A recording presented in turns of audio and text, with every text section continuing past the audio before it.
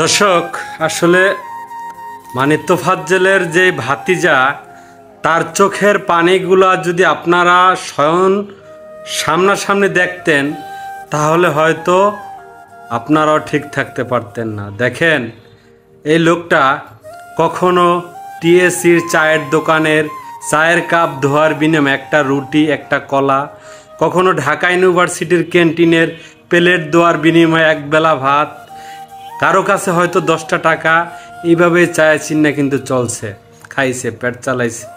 ঠিক আছে, আজকে দেখেন সে দুনিয়ার মায়া ত্যাগ করে চলে গেছে, নাই। ঠিক আছে, বাবা হারাইছে, মা হারাইছে, ভাই হারাইছে, সব কিছু হারাইছে। একটা মেয়েকে ভালোবাসছিল, সে মেয়েটাকে নিয়ে সংসার করব স্বপ্ন দেখছিল, তার সেই স্বপ্নটাও পূরণ হয় না। আল্লাহ মানুষ মানে কতটা জ্ঞান দেয়, মানে কতটা মানুষ জ্ঞানহীন হইলে এই কাজগুলো করতে পারে। তো যারা এই কাজগুলো করছেন, ঠিক আছে, আপনাদের কাছে আমার প্রশ্ন, অন্যের গায়ে হাত দেওয়ার আগে নিজের গায়ে একটু চিমটি মাইরা দেখবেন। এটা প্রতিটা লোককে আমি বলি। আমরা তো মানে কিছু বুঝা না বুঝা দাপ করে একজনের থাপ্পড় দেওয়া হলে, চটকানা দেওয়া হলে, ঘুষি দেওয়া হলে, এটা করি সেটা করি। ভাই, কাউকে আঘাত করার আগে নিজের গায়ে একটা চিমটি মারেন, একটু শক্ত করে মারেন, নিজের গায়ে একটু শক্ত করে চিমটি মারেন, দেখেন আপনার ব্যথাটা কতটুকু লাগে। ঠিক আছে, তো তোফাজ্জলের মাগফিরাতের কামনা করি, তোফাজ্জলের আত্মা যাতে শান্তি পায়।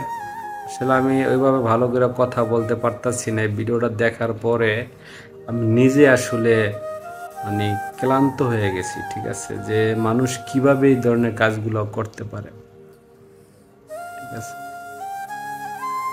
এই কাজগুলোর জন্য আমি তীব্র নিন্দা জানাই এবং প্রতিবাদ জানাই। যারা এই ধরনের কাজ করছে তাদেরকে আইনের আওতায় এনে দ্রুত শাস্তির দাবি জানাচ্ছি।